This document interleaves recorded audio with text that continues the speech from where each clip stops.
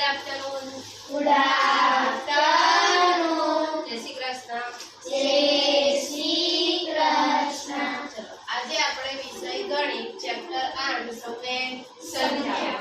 એમાં આપણે જોઈશું કે સમય સંખ્યાનું સંખ્યા રેખા પર નિરૂપણ આપણે કઈ રીતે કરી શકીએ. તો આગળના ચેપ્ટરમાં આપણે જોયું હતું કે પૂર્ણાંક સંખ્યાનું સંખ્યા રેખા પર નિરૂપણ કરતા હતા ને આપણે.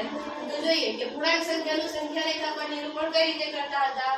તો શૂન્યની જમણી બાજુ, શૂન્યની આ જમણી બાજુ, બરાબર. તો શૂન્યની જમણી બાજુએ કઈ સંખ્યા આવે છે? શૂન્યની આ જમણી બાજુ, બરાબર. તો કે ધન સંખ્યા. શૂન્યની જમણી બાજુના બિંદુઓને પ્લસ ચિહ્ન વડે, બરાબર, આપણે કરતા નથી પણ અહીંયા કઈ બધે શું છે? પ્લસ પ્લસ છે. તો કે પ્લસ ચિહ્ન વડે દર્શાવવામાં આવે છે. અને આ બધી કઈ સંખ્યા કહેવાશે? તો કે ધન પૂર્ણાંક સંખ્યા કહેવાશે. તો શૂન્યની ડાબી બાજુ, આ કઈ થઈ ગઈ? ડાબી બાજુ.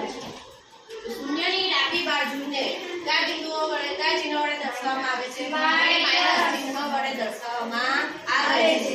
અને તેને કયા પૂર્ણાંક કહે છે? ઋણ પૂર્ણાંક કહેવામાં આવે છે.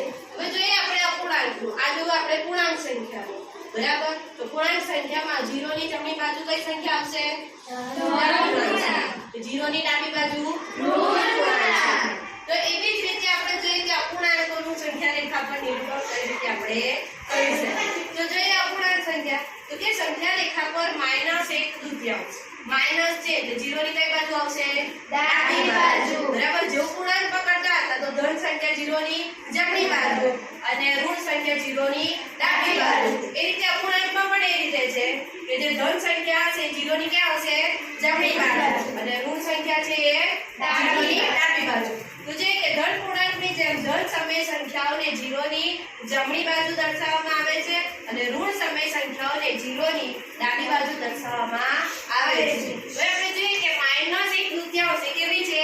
ઋણ સંખ્યા છે. એટલે કે ઋણ સમય સંખ્યા હોવાથી એ 0 ની કઈ બાજુ આવશે? તો કે ડાબી બાજુ દર્શાવવામાં આવે છે.